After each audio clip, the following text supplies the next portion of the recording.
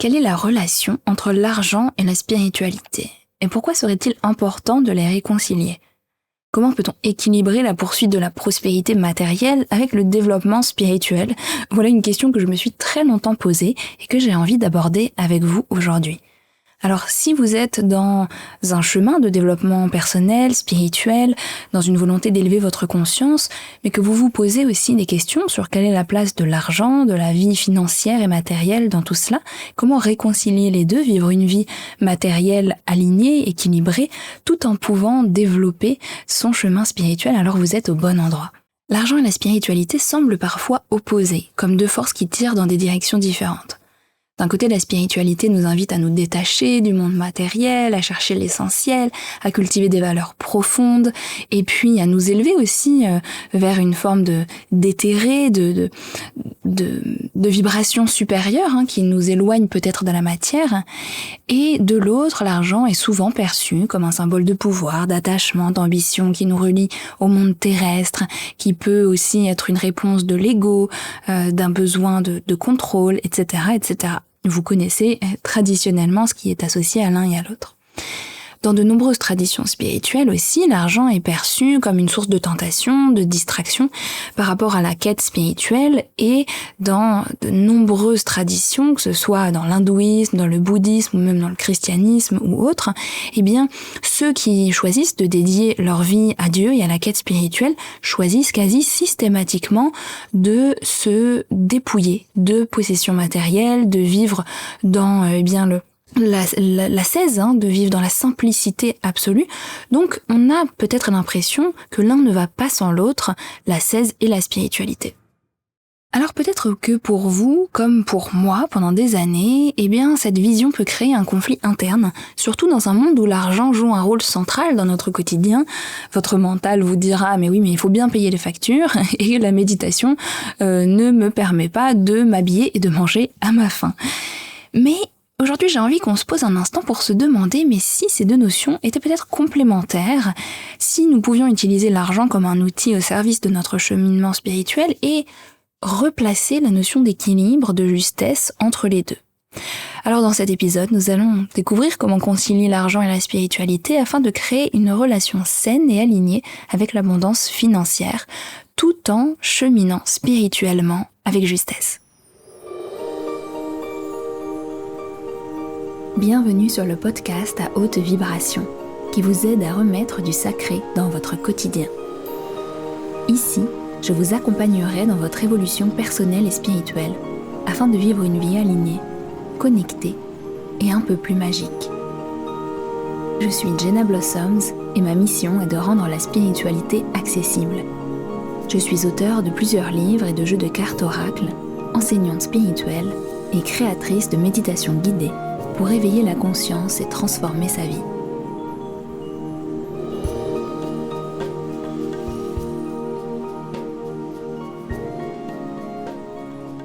Le premier point que j'ai envie de discuter, de proposer avec vous, c'est que l'argent peut être un outil, mais non une fin. Peut-être que l'argent n'a pas de valeur spirituelle intrinsèque, c'est-à-dire que c'est un moyen de fonctionner dans notre monde, un moyen de faire de l'échange en réalité, de l'échange de valeurs, de services, de biens, mais d'un point de vue purement spirituel, justement, il est un outil, il est un moyen d'échange qui reflète nos choix, nos priorités, notre énergie. Tout comme un couteau peut servir finalement à préparer un repas ou à blesser, l'argent est neutre, c'est quelque chose qu'on entend souvent. On va dire de manière objective, l'argent est neutre. Oui, l'argent il peut être utilisé de manière consciente et bienveillante ou bien dans un esprit d'avidité et de peur.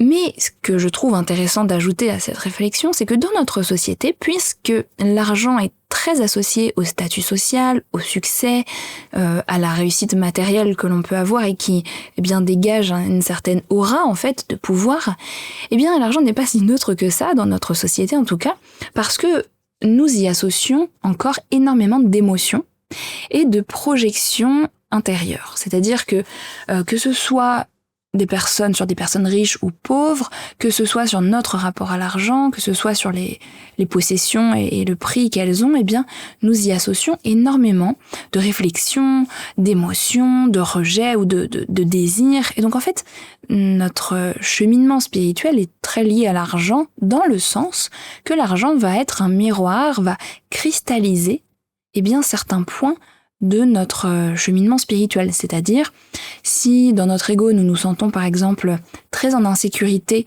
d'amour, eh bien peut-être que nous trouverons à travers les possessions matérielles ou la richesse ou quoi que ce soit d'autre une façon de nous sentir aimés, d'une certaine manière sentir que nous avons de la valeur ou de l'importance. Vous voyez ? À l'inverse, nous pouvons par exemple avoir un rejet profond de la possession matérielle, comme d'une valeur, eh bien justement, de lâcher prise, comme une valeur de supériorité intellectuelle, par exemple, et de nous dire que nous sommes au-dessus de cela, et d'une cette manière aussi, eh bien ça va refléter notre rapport au monde, notre rapport à notre position en fait par rapport aux autres. Comment est-ce que nous nous positionnons dans ce monde ? Et en ça, je trouve que c'est absolument intéressant de regarder de plus près notre rapport à l'argent et peut-être de cheminer avec plus de conscience comment est-ce que nous voulons pacifier, harmoniser, eh bien, notre rapport à notre vie financière aujourd'hui.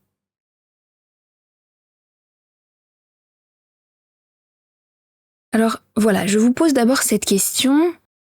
Comment est-ce que le fait d'avoir ou de ne pas avoir d'argent, ou d'en avoir dans une certaine quantité, eh bien, modèle, d'une certaine manière, votre vision de vous-même ? Est-ce que cela a un impact sur vous ? Est-ce que votre impression, par exemple, d'avoir peut-être plus d'argent ou des possessions matérielles vues comme plus luxueuses, vous donnerait l'impression d'être plus important dans votre vie ? Et c'est complètement ok, c'est un mécanisme de l'ego utilisé pour trouver de l'amour, trouver de la valeur là où il y a une blessure, donc il n'y a pas de jugement dans ce partage. Je vous invite à regarder avec honnêteté. Est-ce que, à l'inverse, le fait peut-être de vivre une vie peut-être plus simple, plus dépouillée, vous donne un sentiment de fierté, un sentiment peut-être de supériorité spirituelle ou intellectuelle en vous disant que de toute façon, vous savez très bien qui vous êtes sans avoir besoin d'argent, ou toute autre croyance ou pensée qui peut être associée au fait d'avoir ou de ne pas avoir, ou d'avoir dans une certaine quantité de l'argent. Est-ce que pour vous, c'est lié au statut social ? Est-ce que pour vous, c'est lié au pouvoir ? Est-ce que pour vous, c'est lié à la sécurité ou à la liberté ? Vraiment, c'est un exercice un peu différent de ce qu'on trouve habituellement que je vous propose de faire ici, de voir sur quel levier intérieur est-ce que la notion d'argent vient-elle appuyer ? Et quand on commence à regarder cela, eh bien c'est passionnant. On peut voir là où nous avons des vulnérabilités, là où nous avons peut-être des choses à mettre en lumière. Vous voyez, je ne dis pas des blocages ou des croyances limitantes, parce que oui, il peut y avoir de ça, mais surtout des sensibilités intérieures. Vous le savez peut-être parce que moi je l'ai parfois partagé pendant des années. Adolescente, j'étais vraiment obsédée, fan par les ascètes, par ceux qui avaient choisi de se dédier entièrement à leur vie spirituelle et à se dépouiller de toute possession matérielle.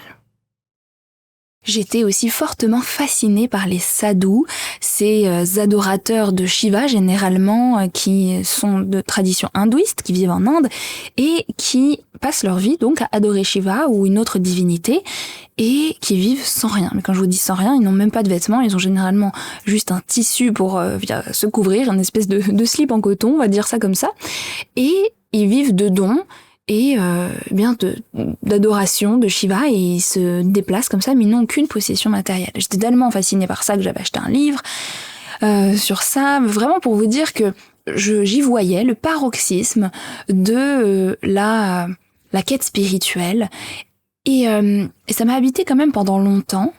Quand j'étais petite, je disais souvent à mes parents que de toute façon, si il y avait un souci, je serais bonne sœur. Pour moi, ça me paraissait être un plan B pas du tout négatif, peut-être même plutôt sympa. Et ça a été vraiment un chemin, vraiment. En plus, c'est marrant parce qu'aujourd'hui, je vis en Thaïlande et tous les matins, les moines font leur tournée aussi, des jeunes garçons on va dire entre 12 et 16 ans que je vois marcher pieds nus et faire la tournée pour recevoir des dons d'alimentation et faire des prières, des bénédictions. Chaque matin, je les entends. Donc voilà, j'ai fait un chemin sur ça. Mais ça a été vraiment intéressant d'observer que pour moi, l'argent, le rapport, c'était il ne peut pas y avoir d'argent ou de possession matérielle avec l'éveil spirituel le plus haut. Et en fait, j'avais des mémoires de vie antérieure, ça c'est assez clair et net. Et puis, vraiment, c'est ce que je dégageais. Je me rappelle justement d'un voyage en Thaïlande que j'ai fait à 20 ans, où j'étais bénévole. J'étais prof d'anglais dans une école, dans un petit village, et il y avait d'autres bénévoles, et à un moment, un garçon, un Américain, on discutait, et il m'avait dit, ça m'avait assez marqué, il m'avait dit, non mais c'est bon, j'ai compris que toi, de toute façon, alors, je sais plus comment il avait formulé ça, mais tu crois vraiment que la matière, c'est l'opposé absolu, le contraire, le blocage au bonheur. Et que tu es uniquement dans le spirituel.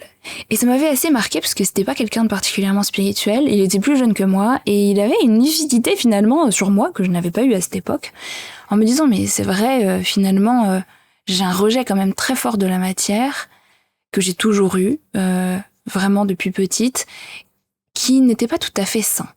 Parce que ça me bloquait, parce que du coup j'avais même une forme de jugement sur la possession matérielle et du coup j'avais un conflit intérieur entre une partie de moi qui était tout à fait incarnée, qui avait envie de vivre correctement sa vie, d'un certain confort, le corps a aussi ses désirs, ses envies, et cette espèce de partie de moi un peu hautaine intérieurement qui se disait mais en fait moi je rejette, je refuse toute forme de matière, de spiritualité, en fait d'attachement à la matière, qui pour moi était vraiment terrible, une grande souffrance même, je dois vous avouer. Quand j'étais petite, je supportais pas d'aller manger 3 fois par jour, c'était vraiment la pire des corvées, où il fallait nourrir ce corps, c'était donc très difficile. Pourquoi je vous raconte ma vie là comme ça pendant 3 heures ? Parce que je crois que c'est intéressant vraiment de se regarder les histoires qu'on se raconte et comment on se définit soi et le monde en fonction de l'argent, de la possession matérielle, pour pouvoir justement trouver une voie d'équilibre et de réconciliation avec notre cheminement spirituel. Parce que mes guides m'ont bien fait comprendre, suite à cela, que j'étais venue dans un corps de femme, en France, dans une vie totalement incarnée pour trouver l'équilibre entre les deux, pour embrasser la matière et lui mettre du sens, mettre de la spiritualité dans la matière parce qu'il y en a. Parce que la matière peut être aussi sacrée et consciente si elle est vécue avec du sens personnel. Et c'est un parcours vraiment passionnant. J'ai vraiment bien cheminé sur ça, fort heureusement. Mais je crois qu'il y a vraiment une voie dans notre rapport à l'argent de transformation et de cheminement spirituel, justement. Et je crois aussi, effectivement, que il n'est pas incompatible de vivre une spiritualité riche, authentique, profonde, tout en se donnant le droit de vivre une vie matérielle prospère. Et cette idée, même quand je la dis encore, des fois elle me fait encore un peu réagir, je sens que je n'ai pas à 1000% embrassé cette réalité, mais j'y suis presque. Et aujourd'hui, je vis bien ma vie, je gagne suffisamment d'argent pour me sentir en liberté, me sentir confortable. Mais je crois qu'il y a aussi un autre écueil, parce que là je vous ai parlé plutôt de l'ascétisme extrême, de l'ascèse. C'est celui de se dire que l'argent est une valeur absolue, que l'on met au-dessus de tout, ou alors que c'est une fin en soi que de gagner beaucoup d'argent. Et même de se dire que ça nous donne une valeur, que c'est une valeur très importante pour nous, que de gagner de l'argent. Je conçois que donner, rendre le pouvoir aux autres, éduquer les autres sur l'argent, tout ça c'est absolument magnifique et merveilleux. Mais l'écueil, c'est pour moi en tout cas, de tomber dans l'idée que l'argent ou la possession matérielle viendra remplacer notre sens de la valeur personnelle, ou nous donner une forme d'amour que nous n'arrivons pas à trouver autrement, ou nous donner l'illusion d'un certain pouvoir dans la vie et avec les autres. Et c'est aussi très intéressant de le regarder. Alors voilà, je vous partage ici un petit peu deux visions extrêmes et opposées, et ensuite ce sera à chacun de trouver la voie d'équilibre et de justesse, parce qu'il n'y en a pas qu'une seule. il y a en soi à trouver quelque chose de juste en se disant que l'argent ne me définit pas, mais me permet pour autant des choses magnifiques, confortables et qui me libèrent aussi, qui me donnent un certain sens de possible. C'est se sentir non pas dépendant, non pas attaché à l'argent, mais pour autant quand même reconnaissant et joyeux de sa présence. C'est lui redonner du sens, de la valeur et une intention qui parle à notre cœur lorsqu'on le dépense, lorsque l'on le gagne, parce que, comment si nous dépensons notre argent avec joie et enthousiasme, et si nous le recevons avec joie et enthousiasme, nous cultivons aussi une relation plus heureuse avec lui, plus fluide et familière. Et quand on choisit d'investir son argent dans des causes, dans des projets, dans des personnes, dans des marques qui nous plaisent ou bien qui nous donnent du plaisir pendant un certain temps, et il n'y a pas de bonne ou de mauvaise marque, je pense qu'il faut faire aussi très attention à diaboliser les dépenses de certaines personnes. On peut par exemple, je vous prends des exemples un peu intenses peut-être pour vous faire réfléchir, mais on peut peut-être être très spirituel et avoir des objets de luxe. On peut, à l'inverse, avoir beaucoup d'argent et faire le choix de la simplicité. On peut être peut-être, je ne sais pas moi, très spirituel et choisir de dépenser son argent d'une manière qui fait sens pour nous, mais qui sera peut-être incomprise.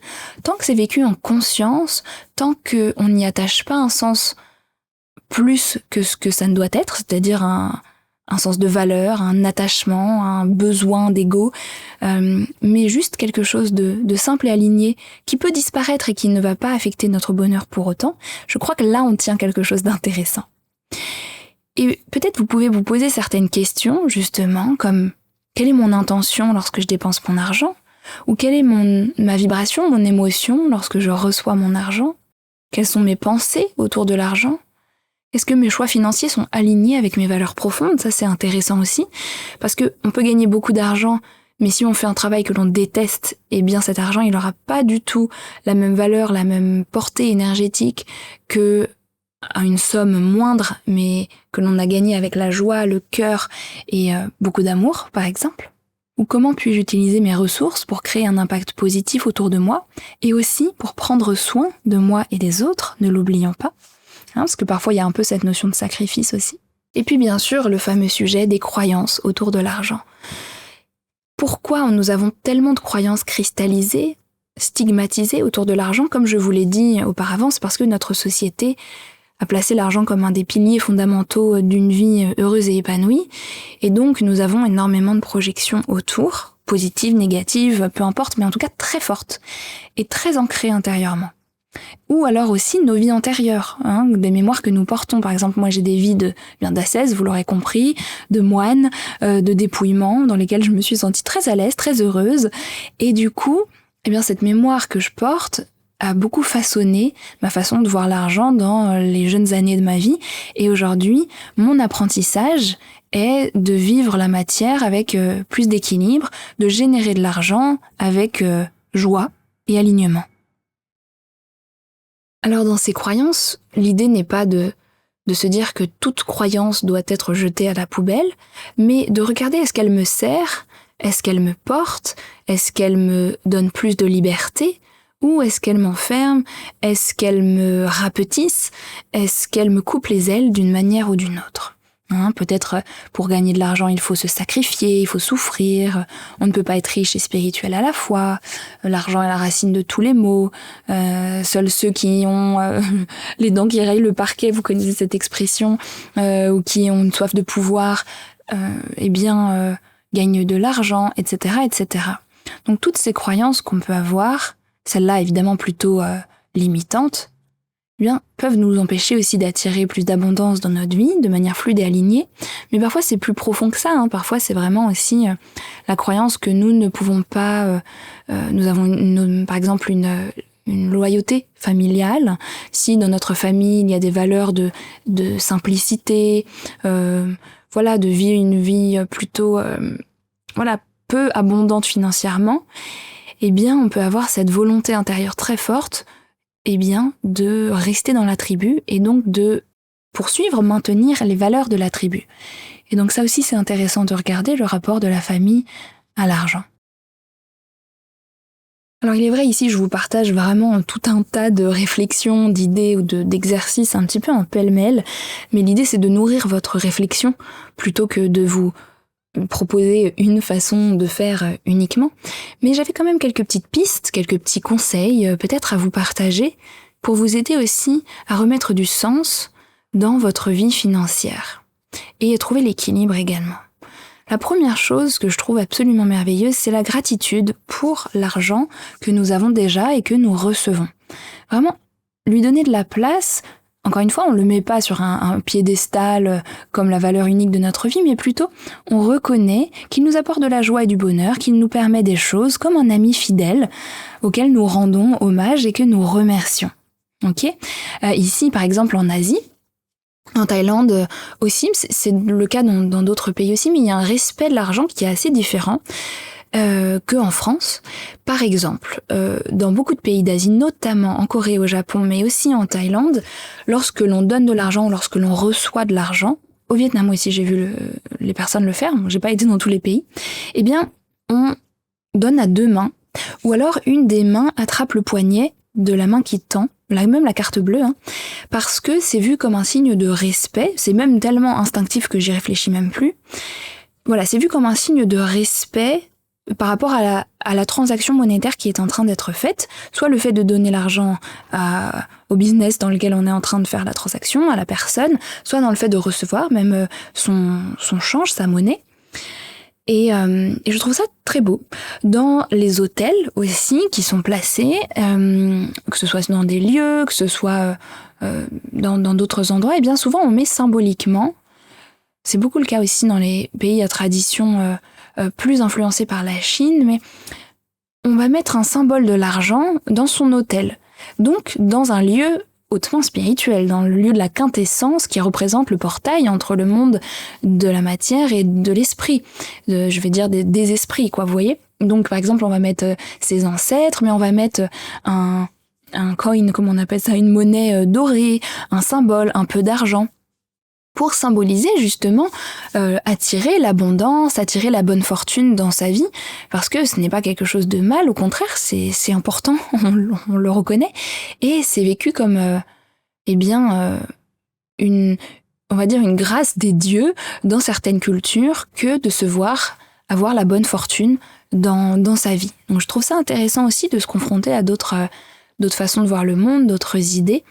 Et du coup, il n'y a pas ici comme il peut y avoir parfois dans certains pays d'Europe, un petit peu ce regard un peu condescendant ou jugeant sur l'argent, ou en se disant que voilà, eux ont la vie facile, ou voilà, tout un tas de pensées qu'on peut avoir.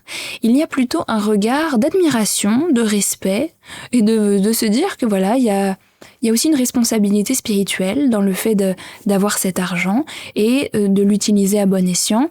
Ou alors même c'est vu parfois comme simplement une espèce de rétribution des dieux pour sa bonne conduite, son bon karma. Et même si je suis pas tout à fait d'accord avec cette vision, je trouve qu'elle est intéressante.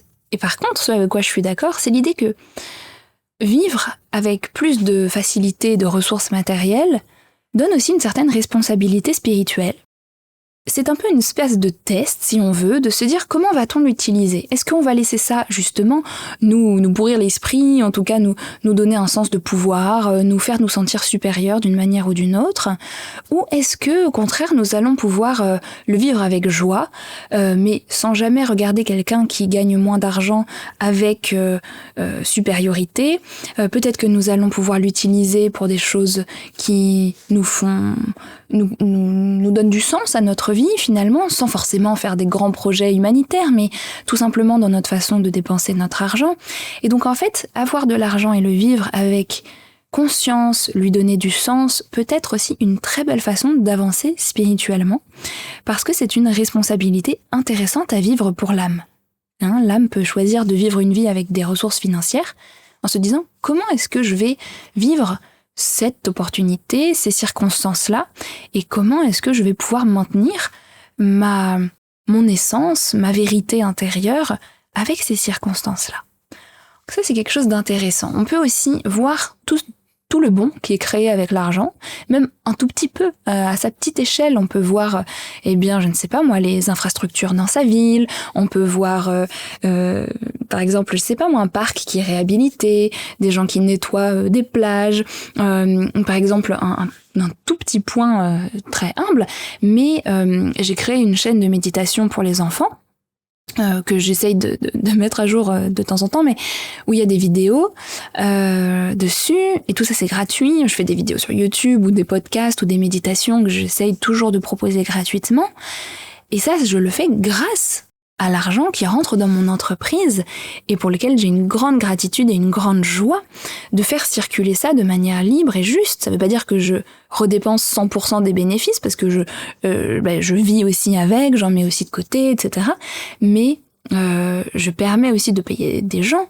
On peut penser aux artistes qui peuvent vivre, créer leur art, que ce soit pour faire des films, de la musique que nous pouvons apprécier. On peut penser aux artisans, aux agriculteurs qui nous nourrissent.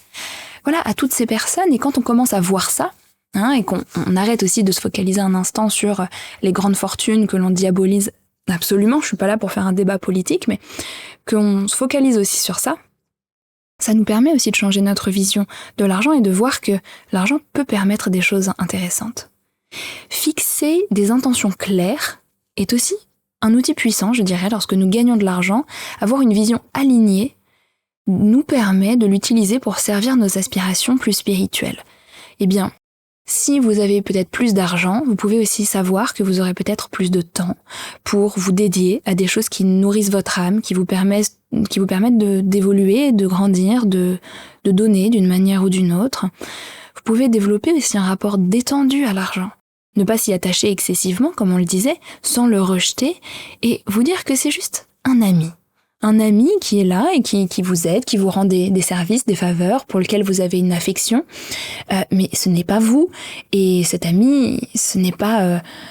tant que vous avez de bons rapports avec lui, il vous servira avec joie. Mais voilà, ce n'est pas un Dieu tout-puissant, quelqu'un que vous placez sur un piédestal qui a tout pouvoir dans votre vie. Vous voyez ?